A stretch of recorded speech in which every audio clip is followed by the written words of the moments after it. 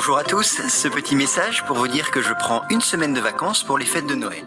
On se retrouve donc le lundi 28 décembre avec de nouveau une chose à savoir publiée chaque jour.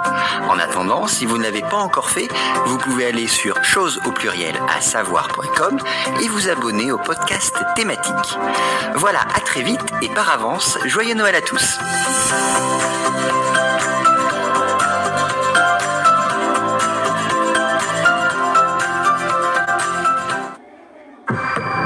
Personne ne peut mesurer aussi bien que vous les exigences de votre métier, sauf celle qui est là pour vous assister.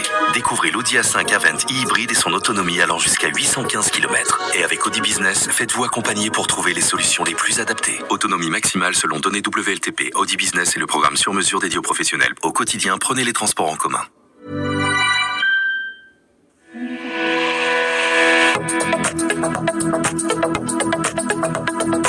Bonjour et bienvenue sur le podcast des choses à savoir en sciences, internet et technologie.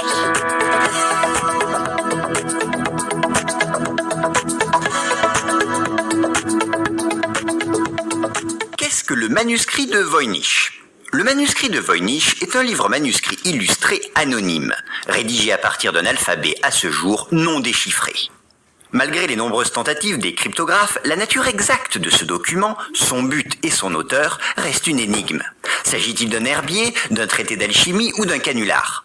Cette ambiguïté a contribué à en faire l'un des documents les plus mystérieux et célèbres dans l'histoire de la cryptographie. Le livre tire son nom de Wilfrid Voynich, qu'il a découvert en 1912 dans une communauté de jésuites à Frascati, près de Rome. Mais quelles sont les origines exactes de ce livre mystérieux ?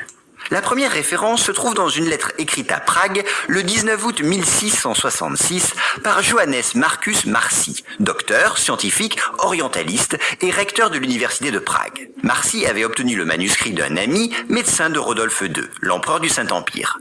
Ce Habsbourg, collectionneur de tableaux, passionné de sciences, avait fondé un jardin botanique et construit un observatoire. Il avait aussi acquis une impressionnante collection de livres rares, dont le célèbre manuscrit de Voynich. Septuagénaire, Marci distribue sa bibliothèque à ses amis.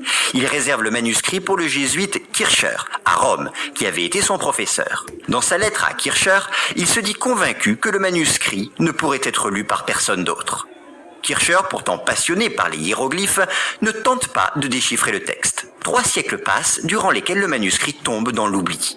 En 1912, Wilfrid Voynich, collectionneur de livres anciens, découvre le manuscrit dans la bibliothèque de la Villa Mandragore, un collège jésuite près de Rome.